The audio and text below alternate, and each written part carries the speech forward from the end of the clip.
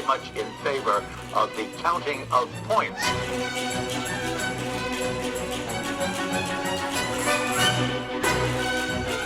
Does it work for you? No.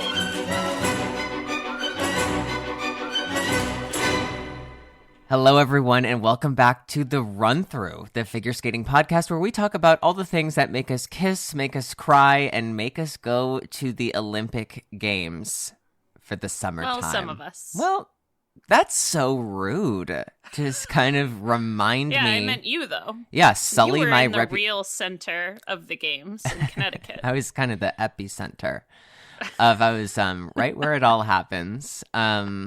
Creating the magic of France, of truly France.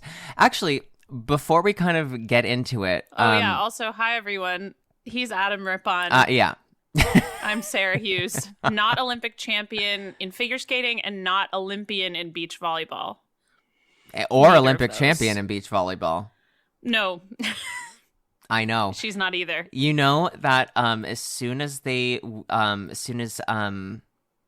what's her partner's name? Kelly Chang. Yeah. As soon as Kelly and Sarah Hughes, the volleyball player, didn't make the gold medal match, I thought to myself, another Sarah Hughes, another not gold Who's medalist. not an Olympic champion. It's good for you because you still kind of you have one upped her, obviously. Well, I'm starting a club of not Olympic champions named Sarah Hughes, and I'm happy to have a brand new member to that club. Well, she was always a member. She just never left. That's true, but she's kind of reconfirmed. She's recommitted her. What is that called when you her sentencing? Reaffirm your vows. Yeah. Yes, that's what she did. Renewing your vows in marriage. You said renewing her vows. I went her sentencing. It is sort of like a life sentence for me. Yeah, because you kind of never like know. I think you know. I think I know. Yeah. I think we do know. Yeah. So I kind of want to start this off with Sarah was in Paris, the famous city in France, Paris, France, the city of Paris, France. But the one thing that I really loved and I felt truly connected to was that Sarah was working all of the gymnastics events, and they were in the Bercy Arena, which every figure skating fan will know is the arena where they have the French Grand Prix whenever it's in Paris. So I felt eerily connected to everyone inside that arena, especially you, Sarah. Well, I remember the day that it dawned on you that my hotel was the Novotel Bercy, and Yes. you were freaking out via text saying, I've spent some of the worst nights of my life there and some of the best. Yes, I have. And that is true because I stayed there the night Trump was elected into office in 2016. Yep. But then you did your best program ever there as later that week. Sort of in defiance of an incoming administration. Yeah, right. And it worked, I think. It did work. And 4 years later, he was voted out of office because of that skate that I did perform at the Bercy Arena. Yeah, and I do always give you credit for that. And I thought of that every time I walked into the arena during the Olympics. I was like, this is where it all happened. This is the room where it happened. This is the room where it happened. Now, so because you were working, I want to talk a little bit about Olympics because they're just, they're top of mind. I want to talk a lot a bit about Olympics. Good. I hope that everybody here, despite your number one sport probably being figure skating, was watching the Summer Olympics. Yes. Because it was actually very good. They're back, Sarah. The Olympics are back. I think they are. I mean, you're the one who first kind of told me that because, being in France, obviously you're surrounded by it. It's hard to get a sense of what people at home are actually like thinking, talking about, etc. And my timeline, because I work in Olympic sports, is naturally going to have a bunch of Olympic content. So I'm never sure if it's like, skewed the wrong way or whatever. And all of the like NBC content is not available in France. So I couldn't really see stuff that we were posting or whatever else. So you're the one who had to tell me they were back. You were like, no, it's real. They're back. Yeah. Because you know what? I'll be honest. As a huge Olympic fan and Olympian, and comedian. An Olympican. I did feel this sort of waning attention on the Olympics happening through Tokyo and Beijing. I think the Olympics were always a big thing and a big deal, but I just felt like, are they still watching? Like, it just felt like the intensity of Rio and even of Pyeongchang, like I felt like there was an intensity there. Like there was a lot of attention on it, and it felt like maybe there was like less. Obviously it was the like in COVID still, and no audience, no family, and I was excited for Paris, but didn't really know what to expect. But when the opening ceremonies were happening, I could just see, like, you should have been on Twitter when it was happening. It was beautiful. I was on Twitter. It was beautiful. You just weren't sure. I wasn't sure if that was because my algorithm is already going to show me most of the Olympic content. Mm-hmm. Or if it really truly was taking off with the general public. This was general public. It seems like it did. Oh. Yeah. Oh, it did. Because my Twitter feed is mostly focused on, like, your pop culture, right? Yeah, well, your pop crave. Your poo crave. Your poo crave. And I didn't really know what to think or to say or to feel or how to act even. But when I saw what was happening online, I was reinvigorated. And then this has nothing to do with being employed by the NBC Universal empire, but the Peacock app was incredible to use during the Olympics. It was amazing. And I know, Sarah, you were just saying that, like, a lot of this is geo-blocked when you're out of the country, so you don't have the access to watch the Olympics the way that we do. Yeah, we being the lay people of America. I did have, like, a little bit of, like, special, quote-unquote, special Peacock access that I used here and there, but I was working so much that I couldn't, like, sit and kind of explore the app or enjoy it like a viewer would. I watched some of Gold Zone for maybe 1 hour one time, but I generally, like, didn't have a lot of downtime to be watching stuff, or, like, my downtime was times when there wasn't competition happening. Yes. So there was nothing live to watch. But yeah, this Peacock app thing is something I heard from a lot of people. So, like, kudos to them, to the Peacock team, because, I mean, I feel like 60% of the battle of getting people to watch something is making it easy for them to watch it. Totally. And it seems like they achieved that. And the Gold Zone concept seemed to really take off. Like, people really liked that, which was cool for that team. And yeah, I'm, like, very excited that people watched it. Yeah. I mean, I don't even know what else to say. Like, it's funny to be, like you said, you're an Olympian. Mm-hmm. Mm-hmm. I'm not, but I'm very, like, I'm in it all the time. Yeah. So you're absolutely honorary.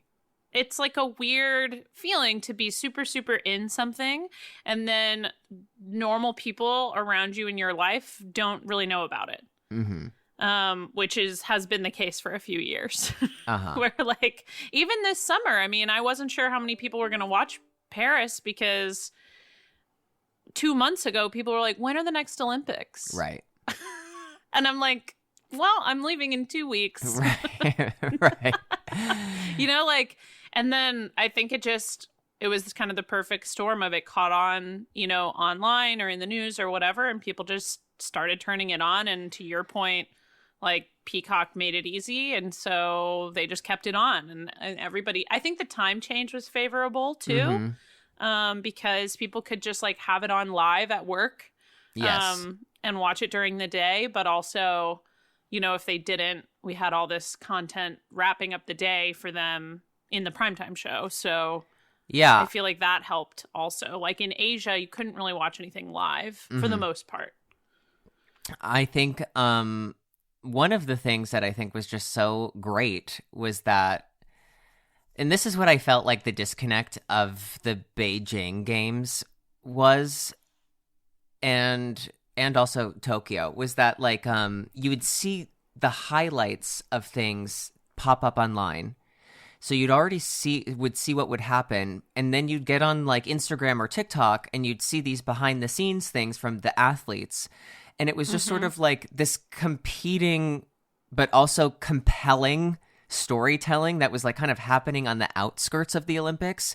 And then like the main stuff, you know, you already knew the results. So there was a less of like this urgency that I need to see it. And I honestly think like the time change was favorable, but I almost feel like it was irrelevant. Like the energy behind what I was seeing, people would have been like, all right, I'm going to get up at 4:00. I'm going to get up at 3 a.m. and just like do it. Like they were in it.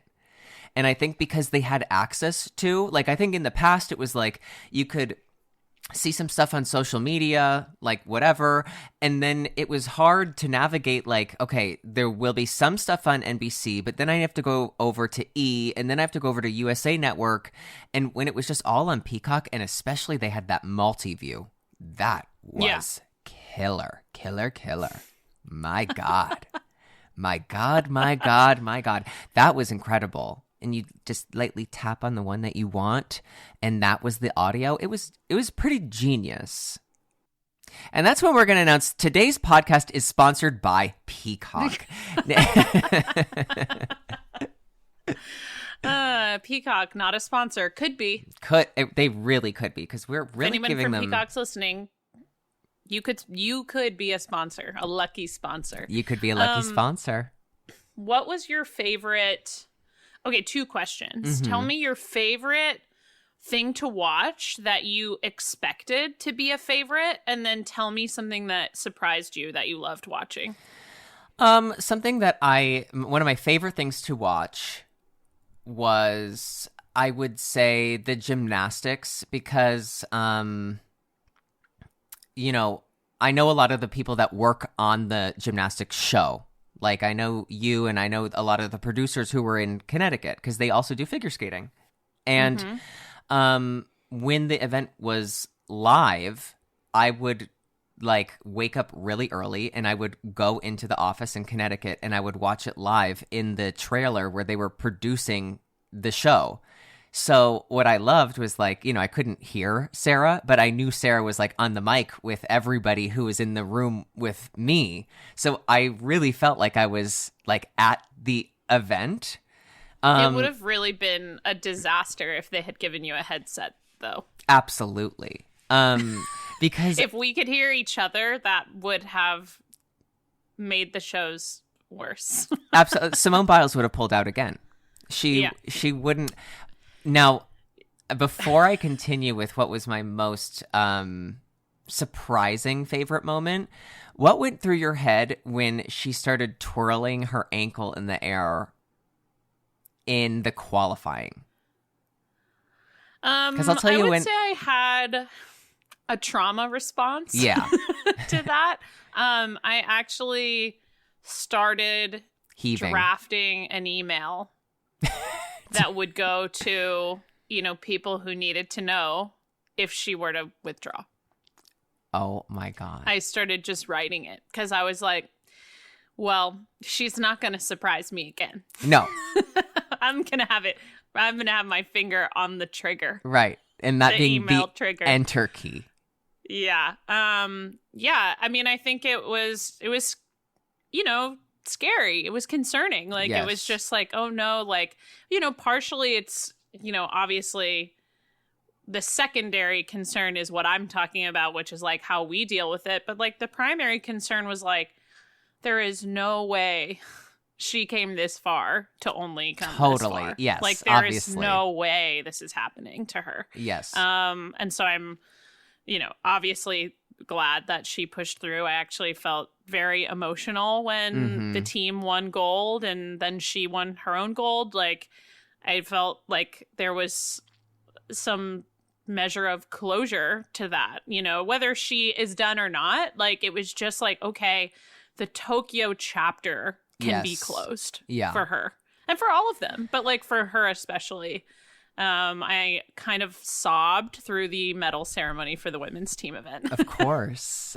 And I kept like feeling emotional throughout the evening. Like it was, because, I would never compare my experience to an athlete's, but when you're embedded in these sports, you do kind of like live and die with them and what is happening to them and their emotional experiences and their, heartbreaks and triumphs. And it's, I felt this kind of immense relief in the end for them. I mean, it was just this like build up of like, please just do it for yourself. I never want to have to hear you answer another question about the twisties. Yes. Yeah. I never ever want you to have to answer that question. I never want you to say that word again. It's a dirty word. She should be able to put it behind her. Yes. And like now she gets to do that. And so I think to go back to your original question, I think it was just I was panicking on her behalf, like thinking, oh no. This isn't happening. And then it wasn't happening and she pushed through and was fine. Yes. And she seemed to be kind of joking about it. I don't know if you saw her like do the crawling thing when they were warming up on vault later that night. Yeah, we saw. So like, because I was in the production truck, I saw literally everything. I saw people blowing their nose on the sidelines. So like when you're in the production truck, there's maybe, I don't know, 20 different monitors with 20 different camera angles.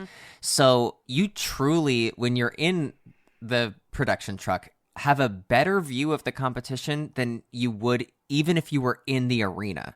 Well, and I was. Like, you saw probably more details than I did. I'm in the arena, and I have 2 monitors in front of me, but not all the angles that you can look at from the truck. I only have the angles that were actually airing. I had every angle. So, yeah. So you had kind of the inside scoop. I did. And not only that, there's audio on all of them. So I could hear every intimate thought from every intimate person. So it was exhilarating. It really was.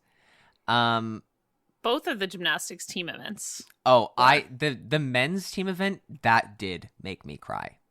Steven Nodorazek, that when he just hit that routine, it was like, I don't know how to explain it. My passport renewed.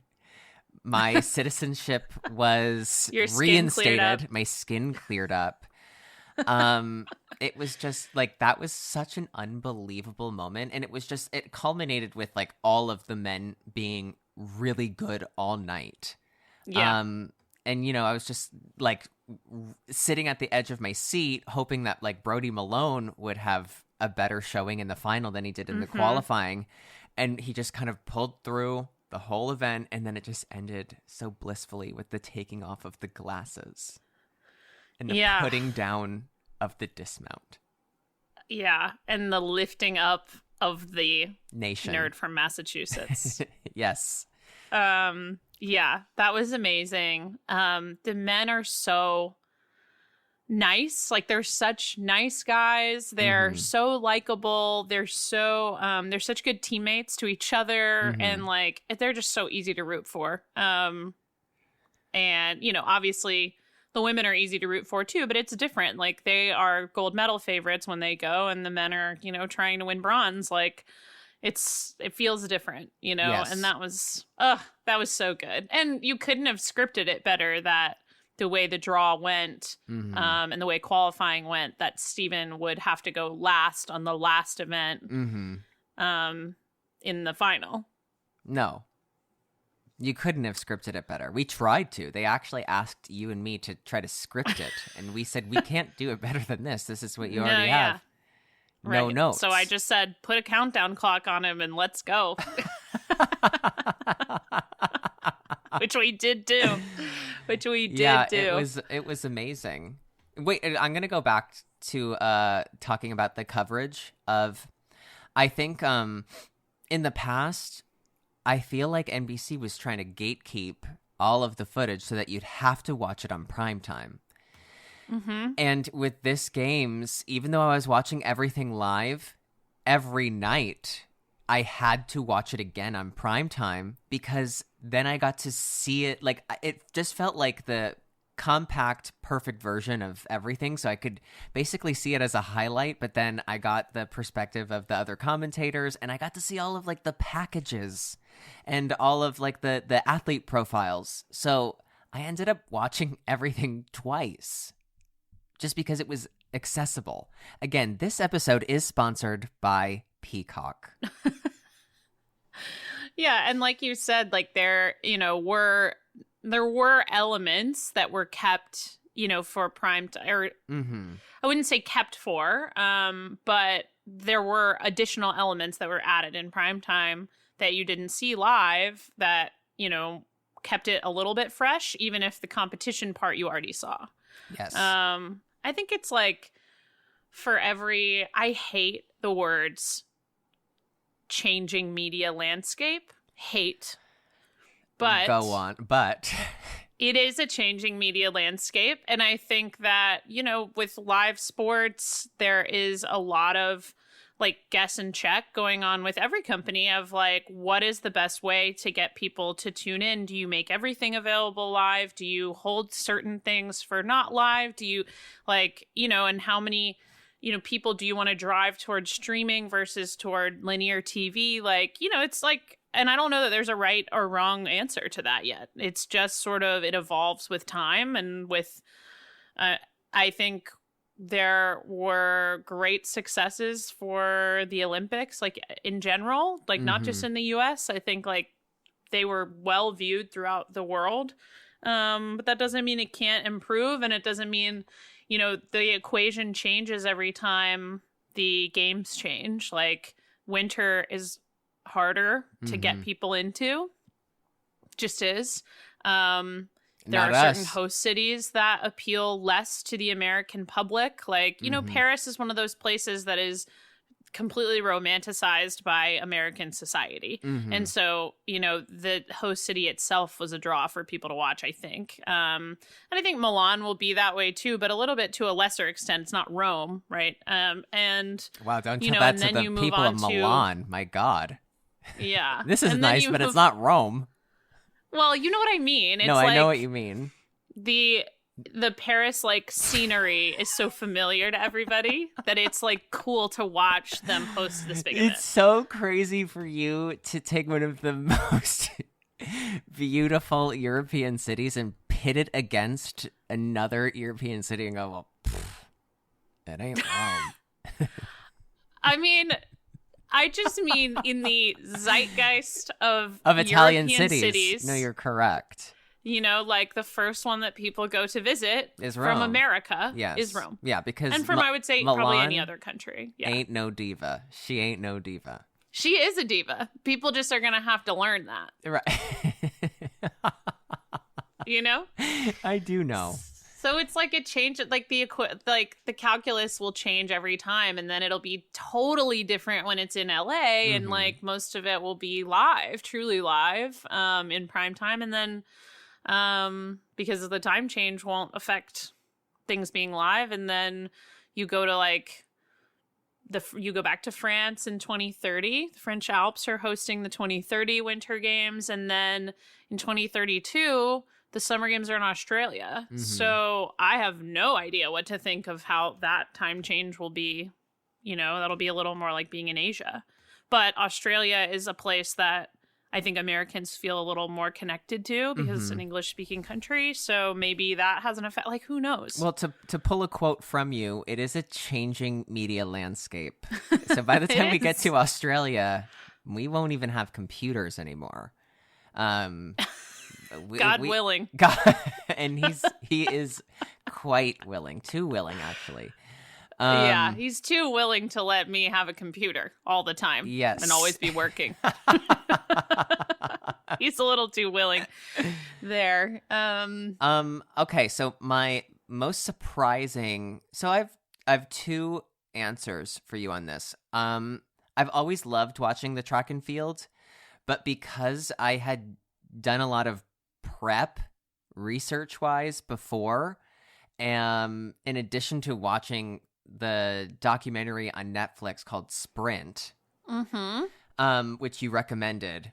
I love Sprint. I was just as invested in the track and field as I was with the gymnastics. And I feel like I know the gymnastics pretty well, especially through you. Like, I am a fan of watching gymnastics, but because of you, I feel like I have a much better understanding. I have no idea what I'm watching at all. I should really take some time to like learn what the elements are, but I don't. It's harder than it is in skating. Significantly harder. That's so surprising to me because in skating, in theory, everything just without the takeoff looks exactly the same. But I guess but the there takeoff is isn't easier as much to spot. variety. Yeah, there isn't as much variety. Like there are just fewer elements to learn. Period. That's the biggest thing. And the other thing is that they have at least something in the name that indicates like a little bit to you. Like there's always a double, triple, quad in there. Even if there is a last name associated with it, where like in gymnastics, the whole move is just named after the first person who did it successfully. So it's just like, oh, like there's the Kovacs. Right. And you're like, the what? I don't think I got that shot. Like, there's nothing descriptive about it because it's just, or like the Biles, right? It's like she has multiple skills named after her. Now, there she goes doing the Biles too. Like, that just doesn't tell you anything about what it is. Like, I can tell you it's a triple twisting double back, and then you're like, okay, I can kind of understand what you're saying.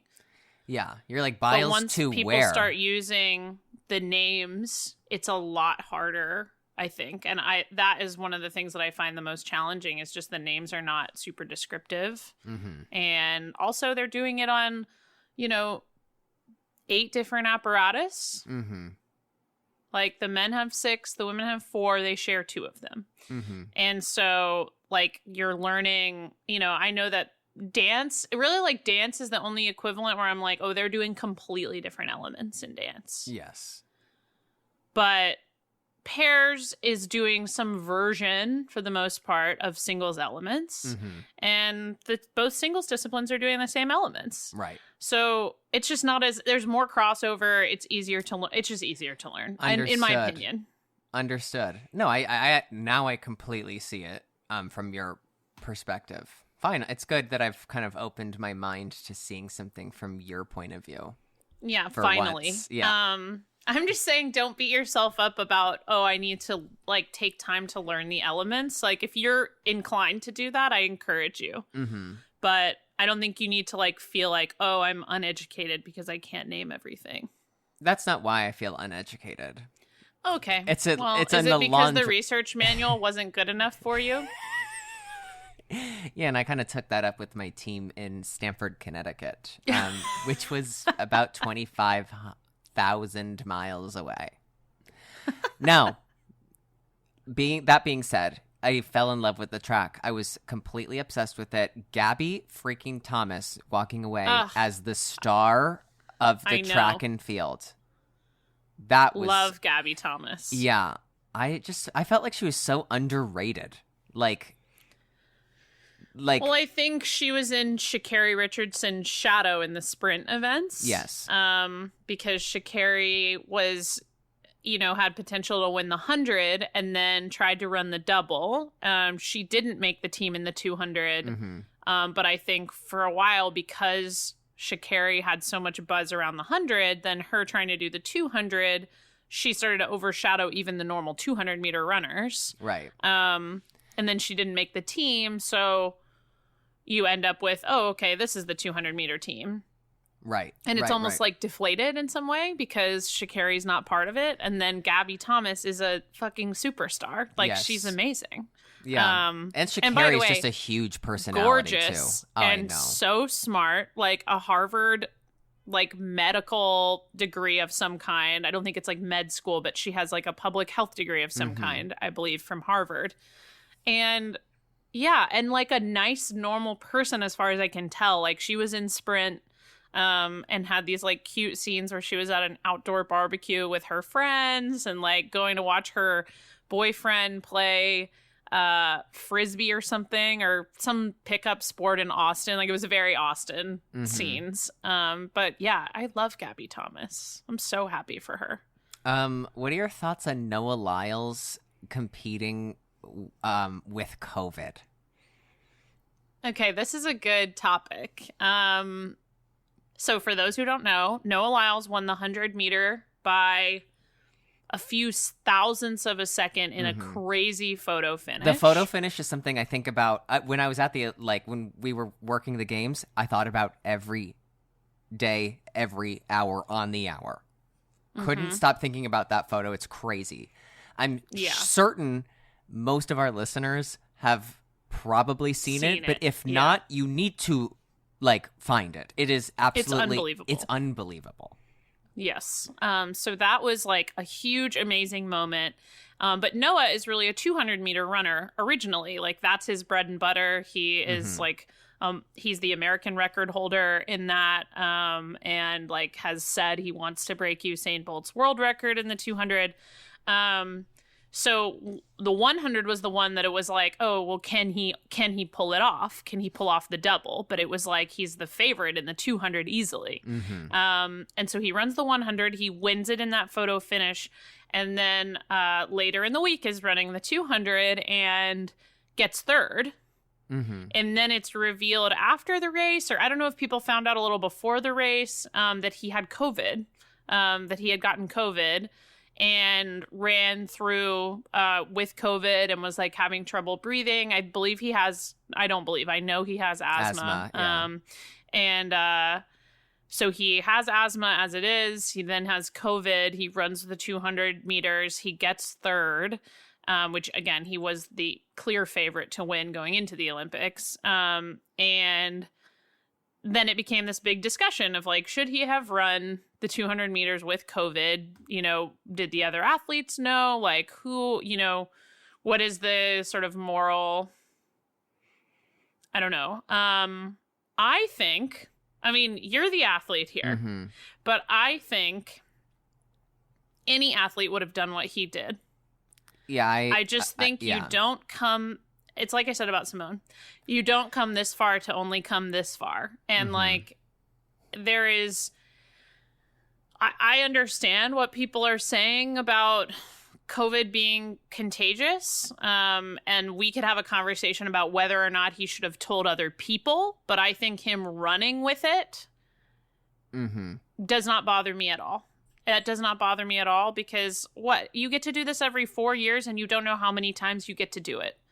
And I just can't imagine spending my whole life dedicated to something and then letting something that feels like the flu, to me at least, like obviously if he was very, very sick, he wouldn't have been able to. Right.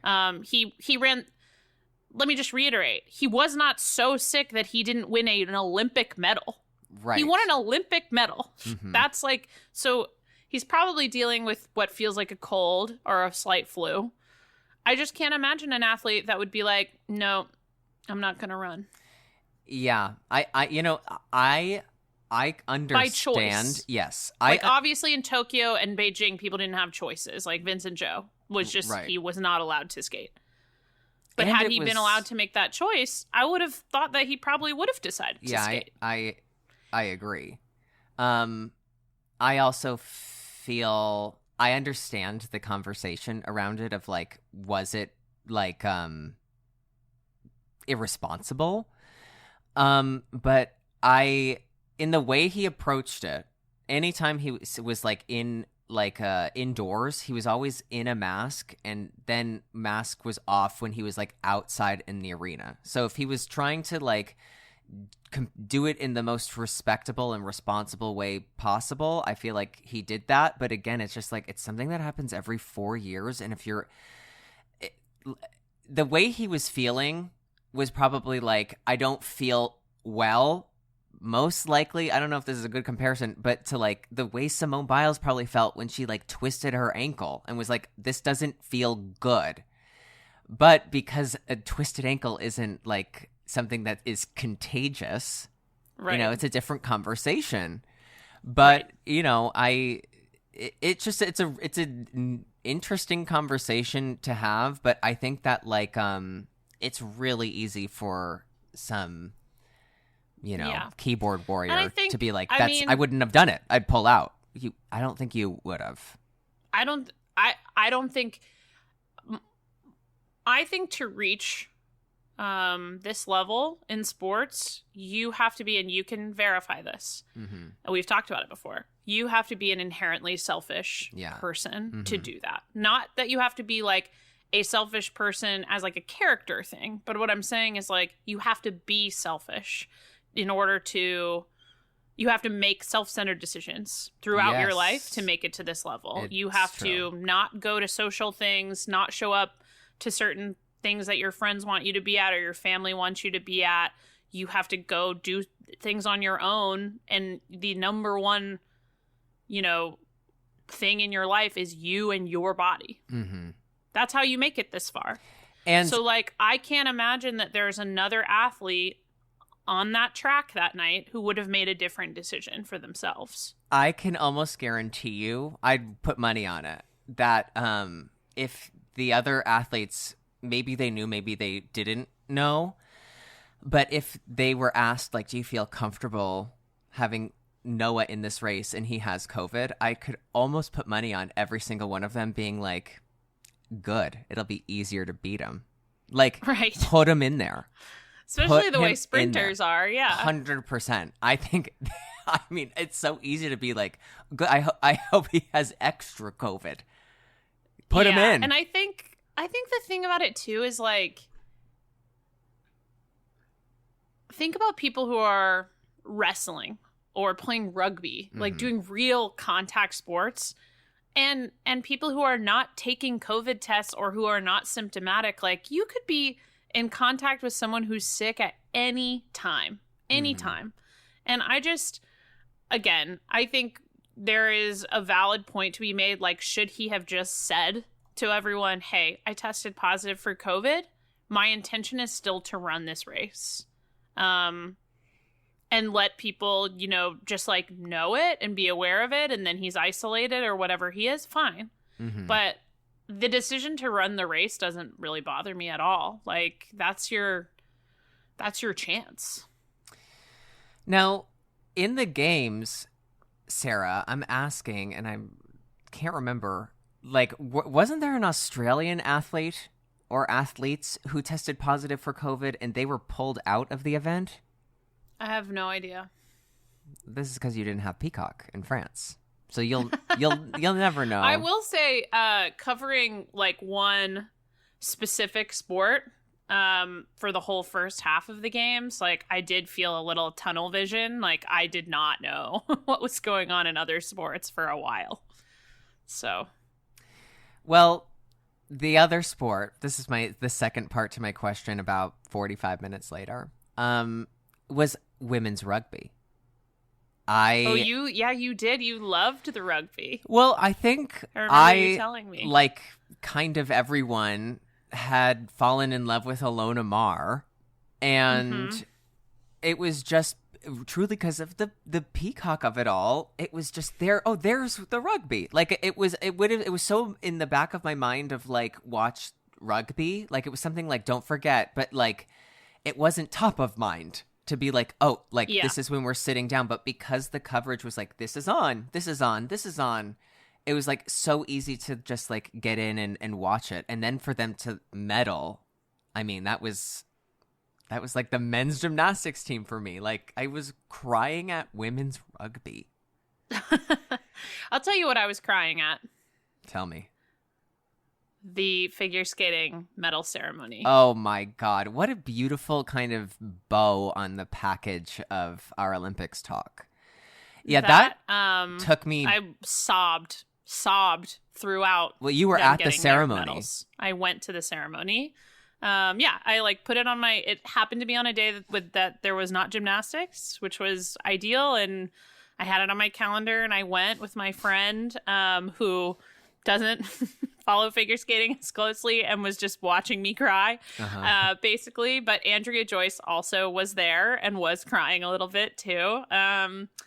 It was just like really lovely. They did it at, actually, I want to talk about this. One of the coolest things that the Paris Games did was they had this thing called Champions Park, and it was on the Trocadero, basically the like plaza that's in front of the Eiffel Tower, essentially. And it was set up. Do you remember where the speeches happened at the opening ceremony? Like at the end when they all got off the boats and they were like, all the athletes were standing around this, basically looks like a concert runway stage. Yes. So that was called Champions Park, and it was open to the public. They had bleachers set up on either side of the stage that could fit like 13,000 people. And it was free, and people could go anytime they wanted. And they had the live events up on big screens that people could all watch together. They also did like some live music there sometimes, and they would have the medalists from the day before come to Champions Park and like take pictures and sign autographs and just like have an extra moment. I thought that was brilliant, and it was beautiful, obviously, at the foot of the Eiffel Tower. Like, that was a great idea, just to make the games like more accessible to people who weren't like buying tickets. Anyway, that is where they did the figure skating medal ceremony, and it was a beautiful day. It was a really like fun crowd, you know. It wasn't like completely full. I think people didn't realize really what was happening. Yes. But it was really nice. They played the anthem for them, and you know, obviously the Japanese team was there too to get their medals. And yeah, it was really, really just a really nice moment. My only, you know, complaint is that Canada wasn't also there, because they deserve to have bronze medals, and they didn't get them. So, yeah, aside from the Canadians not ending up with bronze, which I also disagree with, please put that on the record. it's on it. Thank you. But yeah, I was excited to watch the ceremony because I thought like, oh, this will be so nice. But I was really taken back with how I was so like oddly emotional about it. And it was just, again, it was like this closure from something that happened like 2 years ago. And it was just like, oh my God, this ended up being even better than winning gold in Beijing, because they're getting to have the real true Olympic moment of like celebrating this in front of this incredible crowd, and their families were there. And it was like, this was such a blessing in disguise that like you will have this victorious moment. Just wait. And the timing will be serendipitous to be something even better. And it was like, and Team USA House had this big celebration for them that night. Like, you know, they presented them in front of the crowd at Team USA House, and then there was like a private room where they had like their own little party with their families. It was just like, yeah, it was really nice. Like all that stuff. I'm not saying that it was good to have to wait 2.5 years. I wouldn't go that far, but they couldn't have done any of that in Beijing. No, I would go that far. They couldn't have had any of that. And be like, it's so, you got a free trip to Paris out of it. You wouldn't wait 2 years to go to Paris. I would. Yeah. So yeah, that was a really, really emotional moment for me too. Just like you said, it was very much like the Simone Biles thing of like, this is a closed chapter. Like it was relief. I think that was mostly causing the emotions. I mean, so yeah, that was great. Again, I truly, if you asked me if they were going to get their medals, I absolutely, in full confidence, broad-chestedly would have said no. I believed in it. I didn't. I didn't at all, actually. And I was like, you know what is going to happen? It's just like one day, 10 years from now, they're going to go, okay, we finally figured it out. Sorry for the wait. Yeah. Team USA, gold medalists. Or I was like, they're going to just cancel out the gold medal and be like, there's a silver and a bronze. Nobody's moving up. And we'll ship you the medal. Look out for, this is your tracking number. That's kind of exactly what I thought would happen, that it would just be so far out in the distance. I had absolute no faith that this would be settled in. I mean, when we were living it, 2 years was a long time. Now that it's over, it's like, well, they've got it done in 2 years. It was shocking to me in that moment. I feel like that's why I was just so taken back of like, oh my God, it's actually happening. And it's always a good day when you see Wakaba Higuchi smiling ear to ear. You know, that was another thing. Yeah, I mean, I shouldn't say my only complaint was that Canada didn't get bronze, because my other only complaint was that Shoma Uno could not be there, and I wish that he had been there. But yeah, congratulations to Olympic gold medalists and silver medalists, USA and Japan. Yes. So, Sarah, seeing this podium of the team event got me thinking about, like, what do you have any predictions? Let's make some like bold predictions of like, what do you think the team event is going to look like in Milan? Because as it stands, I believe that the Japanese are in my mind, the favorite for gold. Yeah, it's close. So the dance will be a real weak spot for Japan. Mm-hmm. And pairs will be a real weak spot for the US.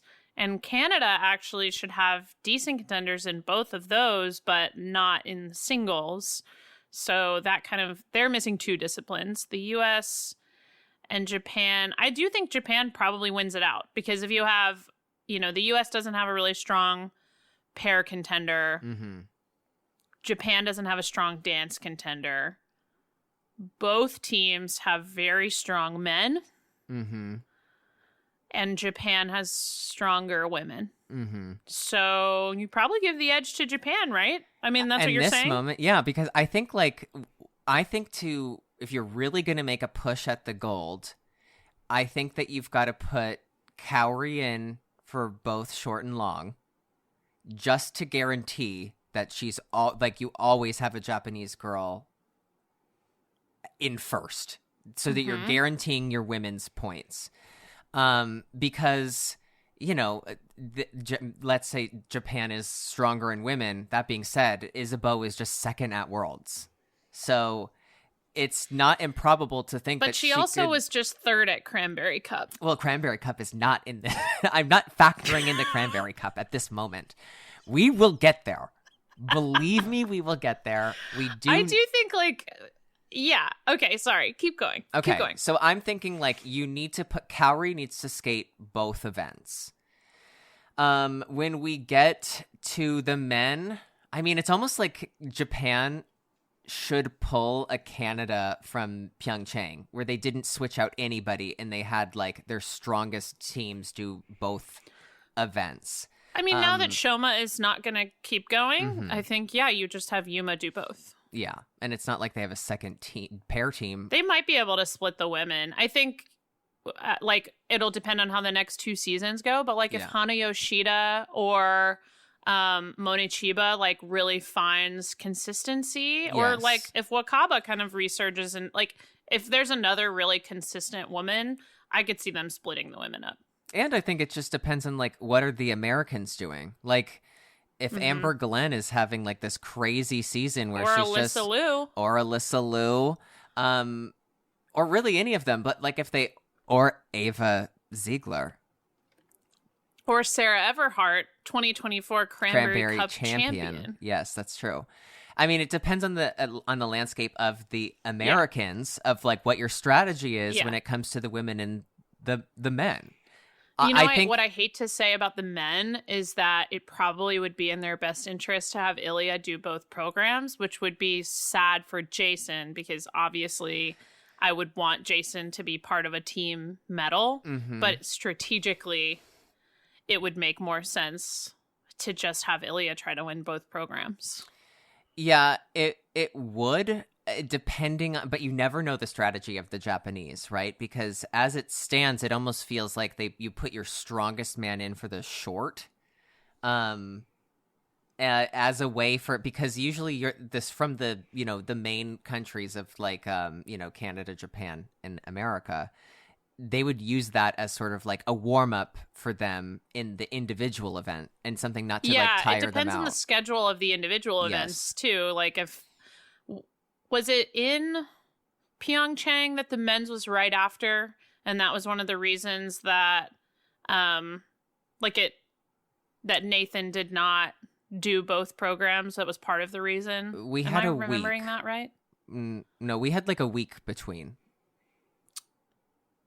Okay. That must have been Beijing then.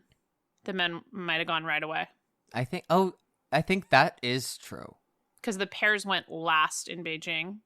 And actually, I think the pairs might have gone first in Pyeongchang. They did. So I'm just switching them in my mind. Mm-hmm. But I remember that being a conversation of like, do you have Nathan try to do 2 team event programs right before the men's event? And the answer was ultimately no. So... yeah, I don't know this. I don't know the order of events in Milan off the top of my head. Yeah. But I'm sure that will be a factor. Yeah. Wow. Yeah, wow. It's fun to talk strategy. Yeah, it is. I went to the gold medal soccer game for the women that the US team won in Paris. And then after the game, we walked in the neighborhood to somewhere to just like grab a drink and sit down. And our friend Michelle was with me, and she said, I have to show you something. And it was the Cranberry Cup results. And let me tell you, nothing makes me feel like figure skating is back like those singles results, which are so chaotic and confusing, especially, I didn't watch it. And I was like, what is going on with this is like the girlies? My mentality is Cranberry just Cup. like, nobody should have results be public in August. That's so early August. Like, yes. Early. No, because there are some seasons where like in early August, I was like finishing up the last 45 seconds with a choreographer of a free skate. Right. I wasn't going to Boston to compete at the Cranberry Cup. I will say I really appreciate the continued bit that Isabel Levito is doing by not getting credit for her final spin. Yes, and what Sarah's that referring is important to me, and I actually really respect her for it. I respect her for it. What Sarah's referring to is that in the Cranberry Cup women's free skate, Isabel Levito receives absolutely 0 points for the final spin, thus becoming the third time she's at least. Yeah. On the international stage. Obviously, the Cranberry Cup is the Cranberry Cup. Huge international event. We are leaving out the Cranberry Cup International Cup. It is. Sort of how like my home airport I mean, is it's called in the Challenger Series. I mean, now. it is. Yeah, it's sort of like how my home airport is called the Scranton Wilkes-Barre International Airport. Does it go to Canada? Used to. Not even anymore. It's sort of like they reminisce. It was once international. Yeah, I think they take one flight to Mexico, not even Canada, which would have been closer. You know what? Cranberry Cup is international because, and by the way, Ashley is not here because she had a wedding this week. I shouldn't say she had a wedding this week. Her own wedding, by the way. She had her own, sorry. She hosted a wedding that she was in. Yes. Yes. And, but she was well represented at the Cranberry Cup International by Eliška Brežnova. Yes. From Czechia. Absolutely. Make it. Who got 10th at the Cranberry Cup International. Which, that is the top 10. So she is here with us. Ashley is. She's always here with us. But, well, as we look at the results, we go, she's really here with us. Now, something I want to talk about also from the Cranberry Cup is Jimmy Ma pulls away with that bronze medal. Okay? Yeah, second in the free skate. Then takes to Instagram. Did you see his Instagram post? No. Okay. He has a picture of him with the medal with the caption, may I read it for you and Please. the listener? I guess getting the shit beat out of me has its benefits. ...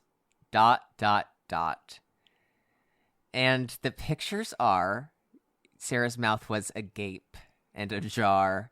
Now, the pictures are him, like, with the medal with the American flag around his shoulders, a classic victorious position. In the kiss and cry, he's standing thanking the people of Boston in the kiss and cry. And then the third slide in this 4-slide carousel is him working with a boxing coach. And so he's referring to being getting the shit kicked out of him Got it. in a Boston parking lot. Okay, I was waiting for what this was about. So, okay, getting note to self. If I want a Cranberry I Cup don't want to see that medal, I don't want to see that. I don't want to see that. Wow. Okay, well, good for Jimmy Ma. I'm happy for him. Me too. Did you see that there was a guy in this event whose name is very close to being Tate McRae, but it's not? I've And worked he with withdrew. Tao McRae. Tao McRae? Yeah. It was when I first read over the results, I was like, Tate McRae? I did too. At one time, I think he trains I know he trains in Irvine. And went down to Irvine. This was like to work. LOL. I roll my eyes. I did go down there to work once a year. And I had a schedule of like all these kids I was working with. And I was like, Tate McRae is taking a lesson. I'm like, isn't she on tour? No, it was Tao McRae. Not anymore. No relation. So yes, yeah, I did see that. It's exciting that Challenger Series is starting. Was it? Oh my God! Is wait. it Lombardia that has Ilya and Yuma going? Did I read that correctly? Oh, if you read it at all, that's more work than I did heading into this. I'm pretty sure they're both going to Lombardia Trophy. Wait, Sarah, did you see that Tomoki was second in the short program and then 11th and finished? It did end up finishing last at Cranberry. I did see that, and I think I saw it because somebody tweeted a really close-up of the 2 and the 11 and said men's skating is back. That is so men's skating coded. Yeah, that's like OG men's skating. Yeah. Oh, yeah. I mean, nothing for me will beat the Adam Siohimfa from Worlds, the 17-2. 17-2-3. 17-2-3, the legend, the man, the myth, the legend of Montreal. You could use that as a 4-digit pin. That's it ends up a 4-digit pin ends up on the medal podium at Worlds. That's insane. Yeah, this is, by the way, this is Adam's 4-digit pin. If anybody needs to borrow money. Yeah, if you do end up coming 17-2-3. 17-2-3, that'll get you right into my checking account. If you do find that debit card just laying around, go for it. Now, I'm looking at these results, and it's making me excited for this season because I think that we're going to see some... I think the women in America is going to be really, really freaking interesting. Hell yeah, it is. It's going to be so fun. We're in pre-Olympic season. This is pre-Olympic season. Like, Worlds is in Boston. That's where people are going to get their Olympic spots. Like, the countries are going to get their Olympic spots. Like, we're in it now. Like, Milan is a year and a half away. Less than. That's crazy. In a year and a half, Milan will be over. A year and a half from the day we're recording right now. Should I have just kept my suitcase packed? Yeah. Because you're going to be in Milan, Connecticut before you know it. If I'm in Milan, Connecticut, if they send me to Connecticut to work the Milan games, my own flesh and blood will be there. That will be.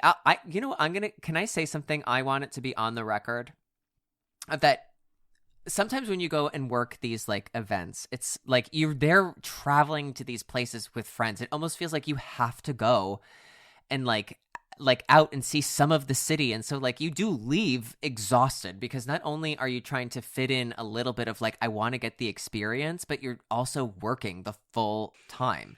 Yeah. Being in Connecticut was like being at a training camp for me, and I loved it because everything was at the office. I remember you telling me that you left in great shape. Oh, mentally was not my experience physically. leaving Paris. No, and so like the NBC offices in Stamford is this huge building, and on the bottom floor is a big Chelsea Piers, which is it's a huge sports fitness club. So there's a huge gym, tennis courts. There's a huge like Olympic like sized swimming pool. Like Mallory Wegman, a Paralympian, was hosting a show during the Olympics and was also training for Paralympics at the same time. So she was like going just downstairs to Chelsea Piers to swim in the pool and train. And there's an ice rink there, like everything. So I would literally go, I'd watch the gymnastics. I'd go over to Chelsea Piers. I'd work out for 2 hours. I'd get right back up to the NBC office. I'd go to the cafeteria. I'd have 2 chicken breasts and a bunch of vegetables. Then I'd work for a little bit. I'd go back to the gym sometimes. And then I'd go right back to my hotel, watch all the Olympic stuff all over again on primetime. I was whipped. I was chained. And like Jimmy Ma said, I guess getting the shit beat out of me does have its benefits because I beat the shit out of me. And it had its benefits. I left Connecticut. Stanford, Connecticut has definitely beat the shit out of me before, so I get it. Oh, and it will again. I get it. I am excited for this season. Milan is close. It's close. It's happening. It's very close.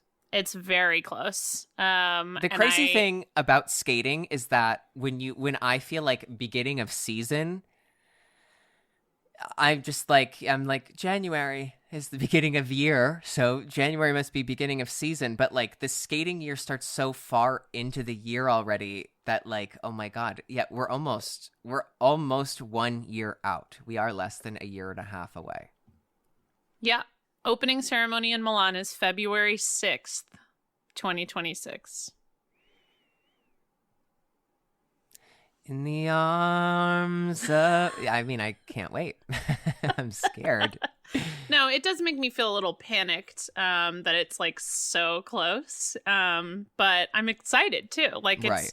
I think that's part of the great thing about the Olympics are back and people were so excited about Paris is I'm just like, I really hope that the momentum can be carried through to the winter because I think winter sports are even more crazy to watch for the average person, and I want people to get into them, so hopefully Paris has kicked off a new generation of Olympic fans.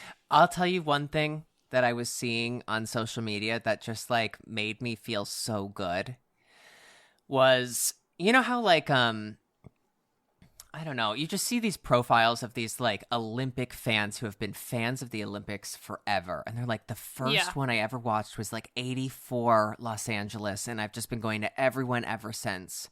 Yeah. And I've always thought like, will we ever see that kind of fan again?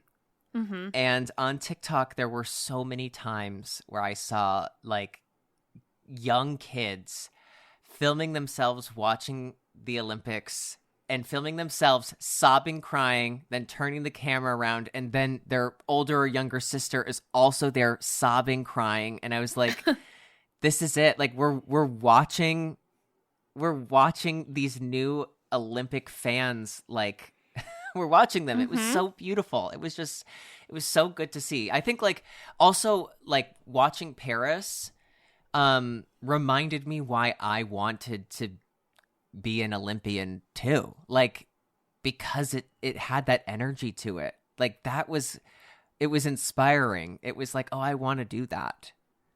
That's why I think Paris was such a hit, because I think and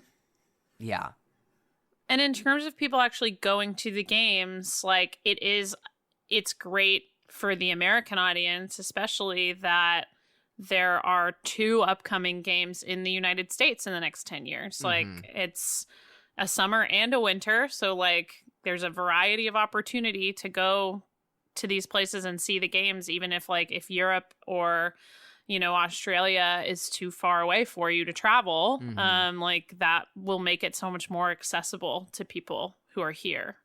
So that's really exciting. And hopefully not only inspires a new generation of fans, but like you said, a new generation of athletes. Yeah. To watch people win at home, especially. I mean, the things that I loved, and I feel like for Tokyo and for Beijing, the big talk was like the athletes, they just made it through, and they're just so grateful to be there, and which I think was true. But with this one, it was like Rebecca Andrade. It was like they were talking about her home club. Like they got this influx of thousands of calls of like people wanting to sign up for gymnastics, or Steven Odorazic's home gymnastics club. All these parents calling about their sons getting involved in gymnastics. And it was like, yeah, that's what the Olympics does. Like it makes you see the greatest parts of it. Yeah. And that's what was like so amazing. And it was like, there's going to be 1 million little girls who see themselves in Simone, who see themselves in Suni, and they're going to go, I want to be, I know, that's my girl. Like maybe my favorite moment of my Olympics was her winning bronze in the all around. That was amazing. Whew, yeah. Love her. I know. I love that girl. I love her. Wow. Yeah, so in conclusion, we love the Olympics, actually. And yeah, I just feel like kind of high on it. Even this many days back, like it's been a couple weeks, but amazing. Oh, I'm still feeling it. I'm still feeling the ripple effect of Connecticut. I'm always feeling that. Oh, yes, you are. So, Sarah, I think our plan is like in the next few weeks, skating season is among us. It's time for the run through to get running through. Yeah, it is time. It is time. So, this is a cry for help to you, the listeners, because we, as you can hear, have not been able to be, as focused and embedded in skating this summer as normally we would be able to. So send us the things that happened over the summer or are happening now that you want us to talk about, because we are behind. We are behind, but we're catching up. We're ready. Yeah, we're ready. And we're also, I do need to say that we are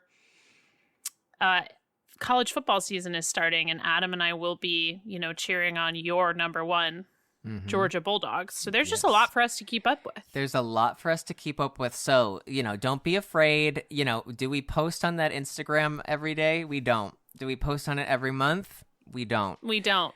No. Do we barely post on it ever? Yeah. Yes. Yes, that's But true. will we check the DMs in the coming weeks? We will. We will. We and will. So, you know what, Sarah? This is what this is a request and a plea I have to the audience. Sarah did just remind us that the Winter Games are less than a year and a half away, right? So to our dedicated and incredible fans, I'm tearing up. Go on. To them, I want to say, if you want to have an incredible Olympic experience and you want to get your non-skating friends involved in skating, you should send us the topics that you think are a really good hook, line, and sinker for your non-skating friends to kind of get involved and feel invested. And we'll make some certain dedicated episodes for non-skating fans that you can send to your friends who are like, no, I want to watch the skating. I just don't know what I'm watching. I think we want to make some dedicated episodes for those non-skating people. We'll do some 101s. We'll do some 101s for people. Yeah. And I think we're going to make it so that as people get ready and excited for the Milan Games, that this can be something that you can recommend to your non-skating friends, and we can really just make this huge. We can make a movement. We can sort of be the Peacock of podcasts.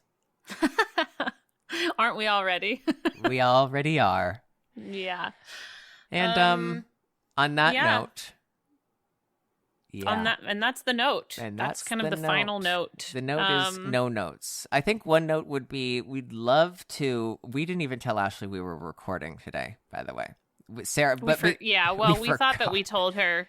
We thought that the other told her, and neither of us remembered to do that. I think we did. I know we did the right thing because Ashley did she was at a wedding, as you said, her own.